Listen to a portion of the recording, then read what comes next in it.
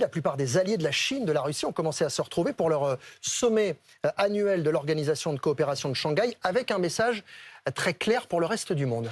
Oui, et ce message, c'est « Vous n'avez encore rien vu ». Pourquoi ? Parce que l'Organisation de la coopération de Shanghai, ce n'est plus tellement un forum qui se réunit chaque année pour discuter de coopération économique. Regardez sur cette carte du monde ce que représentent les pays qui font partie de ce club et qui, aujourd'hui, s'est étendu à un certain nombre d'invités qui font tous partie de ceux qui considèrent que l'ordre mondial de l'après-deuxième guerre mondiale, c'est fini, ce temps est révolu, c'était le temps d'un Occident libéral et ces États décident qu'effectivement, ils n'en veulent plus. Ça, c'est géographiquement.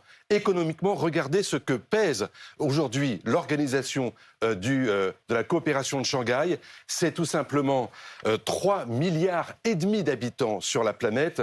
C'est 42% de la population mondiale et c'est 22% du PIB mondial. Donc, évidemment, ça n'est pas le G7, ce ne sont pas les BRICS, mais quand vous regardez géopolitiquement ce que représente aujourd'hui ce groupe, eh bien c'est important. Ils ont dans leur viseur la façon dont l'Occident, les Américains, les Européens, conduisent la politique économique mondiale. Et pour eux, non, c'est non. Et pourquoi vous nous dites qu'on n'a encore rien vu ? Eh bien parce que sur le plan de la défense, ce ne sont pas eux qui vont nous agresser demain matin, mais regardez ce que pèsent aujourd'hui ces pays, la Chine, la Russie, l'Inde, le Pakistan, l'Iran. Vous regardez la fois leur augmentation de budget de défense, le poids technologique qu'ils mettent aujourd'hui dans l'acquisition d'armes qui sont tout à fait équivalentes à celles des Américains et des Européens.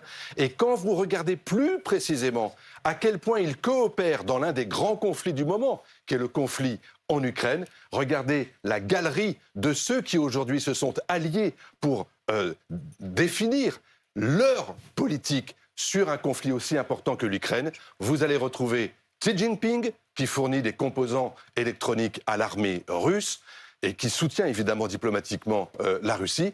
Vous retrouvez Kim Jong-un, qui fournit des obus et de l'infanterie d'assaut. Vous retrouvez le président iranien Pezeshkian, qui lui fournit ces fameux drones Shahed qui s'abattent tous les jours sur les villes ukrainiennes. Ça fait beaucoup et c'est précisément ça la menace, ce que l'on n'a pas encore vu.